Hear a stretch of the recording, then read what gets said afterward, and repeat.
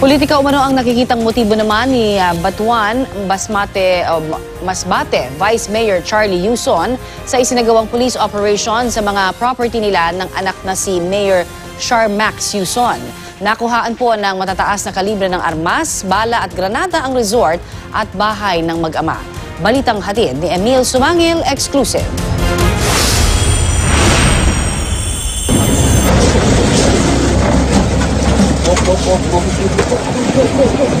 Bit-bit ang search warrant, sinalakay ng raiding team ng PNP Special Action Force at Philippine Army ang unang target.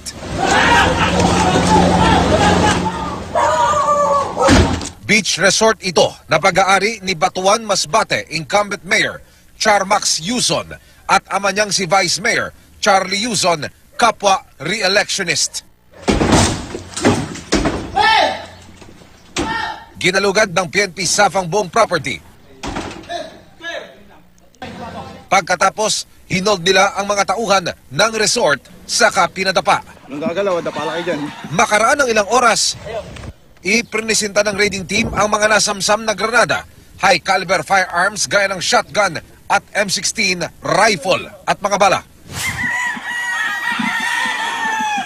Sunod na nilusob ang kalapit bahay ni na Mayor at Vice Mayor Yuson. Wala rito sina Mayor Char Max at Vice Mayor Charlie, pero nakarecover din ng mga rifle at high caliber ammunition ng raiding team.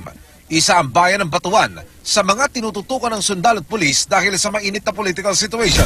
Ito po yung focus police operations natin against private armed groups kasi nagkaroon tayo ng information o report na mayroong mga private armed groups at saka mga loose firearms na mini-maintain ng mayor at saka vice mayor.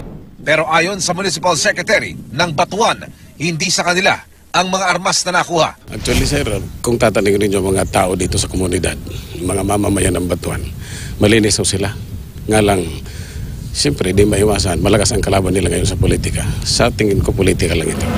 Sa panayam sa telepono, naniniwala si Vice Mayor Charlie Yuson na politika ang motibo sa inilunsad na police operation laban sa kanilang mag-ama. Alam ng buong Batuan kung sino kaming mag-ama, kung paano kami nag-service sa Batuan. Kaya nga, sa ngayon, tao na ang bahala sa aming mag-ama. Emil Sumangil, GMA News.